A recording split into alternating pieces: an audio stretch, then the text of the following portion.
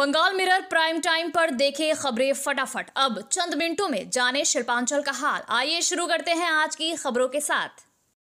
दुर्गापुर इस्पात नगरी के जोन में रामकृष्ण एवेन्यू पर दुर्गापुर स्टील प्लांट डीएसपी की जमीन पर अतिक्रमण कर बनाए गए अवैध निर्माण को विरोध के बीच गुरुवार को डीएसपी अधिकारियों ने ध्वस्त कर दिया। इस दिन डीएसपी और सीआईएसएफ बल ने मौके पर आकर अवैध रूप से निर्मित कंक्रीट स्लैब सहित कई निर्माणों को चिन्हित किया। अवैध निर्माणों को बुलडोजर से ध्वस्त कर दिया गया। साथ ही अवैध रूप से बनी कई दुकानों को भी ध्वस्त कर दिया गया। कुछ लोग इसका विरोध कर रहे थे।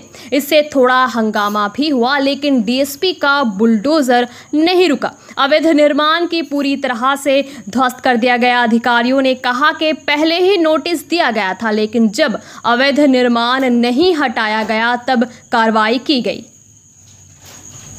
बस और मिनी बस मालिकों ने किराया वृद्धि, टोटो पर नियंत्रण की मांग समेत विभिन्न मुद्दों को लेकर आज डीएम और सीपी को ज्ञापन दिया। उसके बाद अपने कार्यालय में संयुक्त बैठक की। इस बैठक के बाद उन्होंने प्रेस कॉन्फ्रेंस कर इन मुद्दों पर विस्तार से बताया। टोटो पर कार्रवाई न होने के कारण प्रशासन की भूमिका पर भी सवाल उठाया। बस एसोसिएशन के बिजन मुखर्जी और मिनी बस एसोसिएशन के सुदीप रॉय समेत अन्य उपस्थित थे। দেখুন, আমরা আজকে যেটা গেছিলাম, আমাদের পশ্চিম বর্ধমান জেলাতে টোটাল 7টি সংগঠন রয়েছে যারা আমরা যাত্রী পরিষেবার সাথে যুক্ত, মানে বাস মিনি বাসের সঙ্গে আমরা যুক্ত যারা আছি, তাদের 7টি সংগঠন আমরা সকলে একত্রিত হয়ে ডিএম সাহেবের কাছে গেছিলাম। আজ গোটা রাজ্য জুড়ে আমাদের একটি কর্মসূচি নেওয়া হয়েছে যে আমরা প্রত্যেকটি জেলায় অল বেঙ্গল বাস মিনি বাস সমন্বয় সমিতির পক্ষ থেকে ডেপুটেশন জেলা শাসক এবং পুলিশের যিনি সর্বোচ্চ অধিকর্তা থাকবেন তার কাছে আমরা এই বক্তব্য রাখবো। এটা আমাদের ঠিক ছিল। গোটা বাসের ভাড়ার ক্ষেত্রেই খালি সরকারি ব্যাপারটা আছে যে সরকার নির্ধারণ করেন। তো আমাদের বক্তব্য সেক্ষেত্রে যাত্রীবাহী গাড়ি যেগুলো, আমাদের গাড়িতে যাত্রী সাধারণত হচ্ছে দিনমজুর, ক্ষেতমজুর, যারা নিম্ন মধ্যবিত্ত, আজকে তারাই শুধুমাত্র এই ধরনের বাসে চাপেন। তো তাদের ক্ষেত্রেও যদি সেটা আমাদের ওপর ছেড়ে দেওয়া হয়, তাহলে আমরা যারা বাস চালাচ্ছি আর যারা বাসে চাপছেন, আমরা নিজেদের মধ্যে সামঞ্জস্য রেখে সেই ভাড়াটাকে ঠিক করে নিতে পারি। তাহলে টাইম টু টাইম এটাকে আমরা চেঞ্জ করতে পারি, দ্রব্যমূল্য বৃদ্ধির যে হার তার সঙ্গে সামঞ্জস্য রেখে। এটা আমাদের একটি দাবি। দ্বিতীয় দাবিটা হচ্ছে যে এই যে খারাপ পরিস্থিতি হচ্ছে তার বিরাট কারণ, যেটা শুধুমাত্র পশ্চিম বর্ধমানে নয়, যে ছোট ছোট জায়গাগুলো, ছোট শহরের সঙ্গে বড় শহরকে যুক্ত করার জন্য মিনি বাস ছিল একটা মেন মাধ্যম, বড় বাসও ছিল যেটা আরেকটু যেগুলো বড় জায়গা সেগুলোতে যাওয়ার জন্য। তো আপনারা দেখবেন যে এখন এই সংখ্যাটা আসানসোল দুর্গাপুর শিল্পাঞ্চলে কমতে কমতে তলানিতে ঠেকেছে। আজকে যেখানে আমরা কোলফিল্ড বিধানের ট্রিপ দিতাম সকাল 4টা থেকে নিয়ে রাত্রি 10টা পর্যন্ত, আজকে সেই সার্ভিস কিন্তু মানুষ পাচ্ছেন না। যখন বলেছি রাজ্য সরকারের তরফ থেকে এই ব্যাপারটা খুব পরিষ্কার সিদ্ধান্ত নোটিফিকেশনের মাধ্যমে গভর্নমেন্ট অর্ডার হিসাবে পাঠিয়ে দেওয়া হয়েছে জেলা স্তরে। সেখানে কি নির্ধারণ করা হয়েছে? সেখানে বলা হয়েছে ন্যাশনাল হাইওয়ে, স্টেট হাইওয়ে, বাস মিনি বাসের যেখানে চলে সেই জায়গাটা বাদ দিয়ে লাস্ট পয়েন্ট কানেক্টিভিটি হিসাবে টোটো চলবে। আমরা এর সঙ্গে 100% একমত। আমরা যেমন বাস মিনি বাসের ব্যবসা করছি, আরও অনেক বেকার ভাই বোন যারা এখানে রয়েছে যারা টোটো নিয়ে করছেন, তাদেরকে আটকানোর কোনো মানসিকতা আমাদের নেই। আমরাও চাই তারা চলুক, একে অপরের পরিপূরক হয়ে আমরা চলবো। আমরা যাত্রী নিয়ে আসবো, লাস্ট পয়েন্ট কানেক্টিভিটিতে তারা নিয়ে যাবেন, তারা আবার ভেতর থেকে যাত্রী নিয়ে আসবেন, সেগুলো নিয়ে আমরা এদিকে চালাবো। কিন্তু অদ্ভুত এটি কারণ আমরা দেখতে পাচ্ছি যে রাজ্য সরকারের সিদ্ধান্ত জেলা প্রশাসন মানছেন না। এটা খুব দুঃখের সঙ্গে বলতে হচ্ছে, কিন্তু অনেক জেলাতে আমরা দেখতে পাচ্ছি, যেমন যদি হাওড়ার কথা ধরি, পূর্ব মেদিনীপুর ধরি, ঝাড়গ্রাম ধরি, সেখানে কিন্তু মুর্শিদাবাদের কিছু অংশ আমরা দেখতে পাচ্ছি যেটা কিন্তু প্রশাসন ফলো করছেন। আবার তার সঙ্গে সঙ্গে এটাও বলতে হয় যে প্রশাসন হয়তো কোথাও কোথাও এটা নিয়ে শুরু করছেন বলতে, মাইকিং করছেন, কিন্তু আবার কী এক অজানা কারণে সেটা আবার স্থগিত হচ্ছে। এই সংখ্যাটা আমরা গত 5 বছর ধরে দেখছি। যখন 200 গাড়ি এখানে চলতো টোটো, তখন আমরা যখন প্রতিবাদ জানিয়েছি তখনও প্রশাসন এরকম উদ্যোগ নিয়েছেন। পরবর্তীকালে 1 মাস পিছিয়ে দেওয়া, 2 মাস পিছিয়ে দেওয়া, দুর্গাপুজো, কালী পুজো, বড়দিন, ক্রিসমাস, এই করতে করতে আজকে কিন্তু পেছাতে 200 সংখ্যাটা 20,000-এ দাঁড়িয়েছে। তাহলে সমস্যা কিন্তু প্রশাসনের তরফ থেকে আমরা মনে করছি তৈরি করা হচ্ছে। আজকে যদি প্রশাসন সেই ব্যাপারটা সঠিকভাবে জেলা প্রশাসন সিদ্ধান্ত নিতেন, তাহলে এই জায়গায় আসতো না। যাই হোক, এখন যে পরিস্থিতি হয়েছে তাতে আমরা মনে করছি টোটো নিশ্চয়ই চলুক। যে সিদ্ধান্ত সরকার নিয়েছেন যে ই-রিক্সার মাধ্যমে চলা হবে, সেটা নেওয়া হোক, তাদের রুট নির্দিষ্ট করা হোক এবং সেখানে তারা তাদের মতো করে চালান। এটা হচ্ছে টোটোর ব্যাপারে আমাদের বক্তব্য। আর তার সঙ্গে সঙ্গে যেটা হচ্ছে, आसनसोल दक्षिण थाना से कुछ 100 मीटर दूर राहा लेन स्थित मोबाइल मीडिया दुकान में शटर तोड़कर चोरी की घटना से इलाके में सनसनी फैल गई। घटना के बारे में दुकान के मालिक सुमित डोकानिया ने बताया कि गुरुवार को उनकी दुकान बंद रहती है, लेकिन दुकान के ऊपर वाली मंजिल में रहने वाले एक व्यक्ति ने उन्हें सुबह दुकान का शटर तोड़े जाने की सूचना थी। जब वो मौके पर आए तो उन्होंने देखा कि उनके दुकान में चोरी हो गई है। बताया जाता है कि दुकान से करीब 60 मोबाइल एवं अन्य उपकरण चोरी हुए हैं, जिनकी कीमत लाखों में है। पुलिस मामले की छानबीन कर रही है, सीसीटीवी फुटेज को भी खंगाल रही है। रात को दुकान बंद रखते हैं, सुबह में आके खोला है, तब देख रहा है सुबह में खुलना नहीं, थर्सडे बंद रहता है। यहाँ पर ऊपर में एक जन रहते हैं, वो बता रहे थे कि सुबह में शटर चाड़ा हुआ, तो आके देखे हैं तो दुकान में चोरी हुआ। क्या सामान चोरी? अभी तक इन्फॉर्मेशन कुछ नहीं, हम लोग स्टॉक मिलाएंगे करेंगे, उसके बाद ही बता पाएंगे। दुकान है, गोडाउन नहीं है, ये दुकान ही है, यहीं से बेचते हैं, यहीं से सब कुछ। क्या नुकसान हुआ अभी कुछ नहीं बता सकता, जब तक मिलाएंगे नहीं करेंगे नहीं, कुछ भी भरभली बोलने से नहीं होगा। ये बिल्डिंग का नाम? बनर्जी भवन। हाँ। आपका नाम? सुमित डोकानिया। क्या नाम हुआ वो दुकान? Mobile media. गुरुवार को सलानपुर ब्लॉक युवा तृणमूल कांग्रेस अध्यक्ष सचिन नाग के नेतृत्व में आसनसोल ब्लड बैंक के सहयोग से जिमारी दुर्गा मंदिर परिसर में रक्तदान शिविर आयोजन किया गया। शिविर का उद्घाटन मेयर एवं बाराबनी विधायक विधान उपाध्याय और युवा तृणमूल कांग्रेस के जिलाध्यक्ष पार्थ देवासी ने रक्तदाताओं को पुष्प एवं प्रमाण पत्र देकर सम्मानित किया।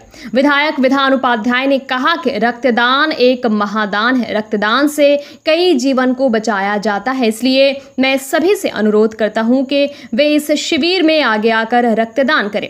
शिविर में ब्लॉक तृणमूल कांग्रेस अध्यक्ष मोहम्मद अरमान, उपाध्यक्ष भोला सिंह, तृणमूल कांग्रेस छात्र परिषद जिलाध्यक्ष अभिनव मुखर्जी एवं अन्य मौजूद थे। সকলকে অনেক অনেক ধন্যবাদ জানাচ্ছি। আমাদের নেত্রী মমতা বন্দ্যোপাধ্যায় এবং আমাদের সকলের প্রিয় নেতা অভিষেক বন্দ্যোপাধ্যায় সবসময় যেটা বলে, মানুষের সাথে মানুষের পাশে। আমরা যে শুধুমাত্র বিভিন্ন সামাজিক পরিষেবা দিই তা কিন্তু নয়, আমরা মানুষের সাথেও মানুষের পাশেও সুখে দুঃখে সবসময় যখন দরকার পড়ে তখনই পৌঁছে যায়। তো সেরূপে একটা রক্তদান শিবির তৃণমূল যুব কংগ্রেসের পক্ষ থেকে আয়োজন করা হয়েছে। উপস্থিত আছে আনন্দ আছে, ভোলা আছে, পঞ্চায়েত সভাপতি আছে, সহসভাপতি আছে, আমাদের ভুট্টু আছে, আমাদের কুন্ডু কাকু আছে এবং সর্বোপরি আপনারা সবাই আছেন। সকলকে সাংবাদিক বন্ধুরা আছেন, সকলকে প্রীতি শুভেচ্ছা অভিনন্দন রইল। রক্তদান সকলেরই করা উচিত।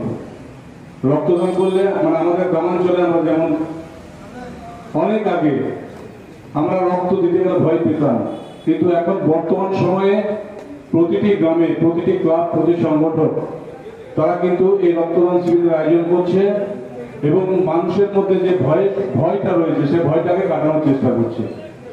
কারণ এখন বর্ষাকাল, এরা গরমকাল, বর্ষাকাল এগুলোতে প্রচুর পরিমাণে অসুখ বিসুখ হয়, অ্যাক্সিডেন্ট হয় বিভিন্ন ধরনের।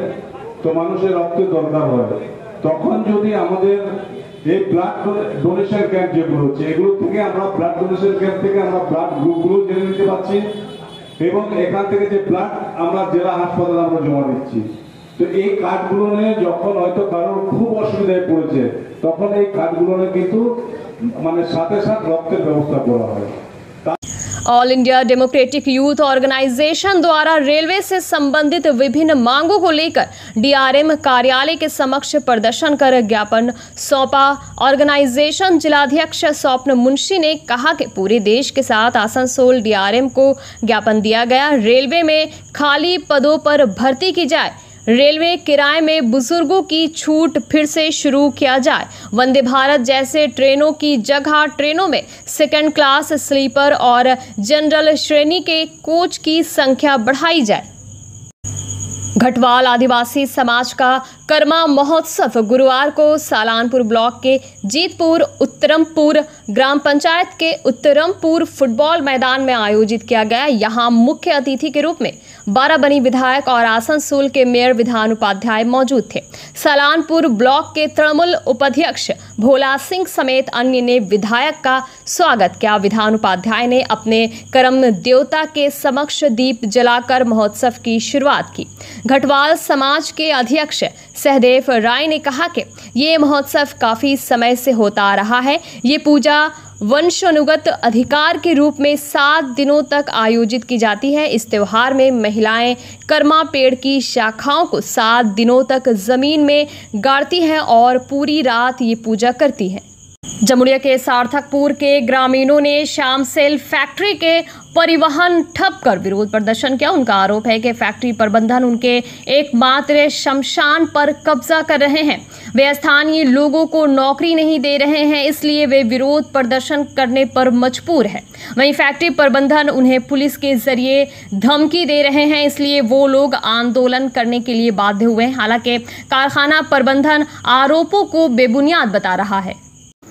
दुर्गापुर डीवीसी मोड़ पर फ्लाईओवर के नीचे एक सड़क दुर्घटना में 2 युवकों की मौत हो गई। बुधवार की रात हुई इस दुर्घटना में मृतकों की पहचान आकाश दास वर्ष 22 और तालिब शेख वर्ष 32 के रूप में हुई है। ये दोनों दुर्गापुर के एसपी मोड़ इलाके के निवासी थे। बुधवार की रात दोनों बाइक से दुर्गापुर से मोचीपाड़ा की ओर जाते समय नियंत्रण खो बैठे और डिवाइडर पोल से टकरा गए। दुर्गापुर ट्रैफिक गार्ड पुलिस दोनों को गंभीर हालत में दुर्गापुर महकमा अस्पताल ले गई, जहां डॉक्टरों ने उन्हें मृत घोषित कर दिया। इस घटना से पूरे इलाके में मातम छा गया। बंगाल मिरर न्यूज देखने के लिए सभी दर्शकों को धन्यवाद। आप हमें अपने सुझाव दे सकते हैं हमारे व्हाट्सएप नंबर पर। हमारा नंबर है 7047958258। हमारा दूसरा नंबर है 7908186164।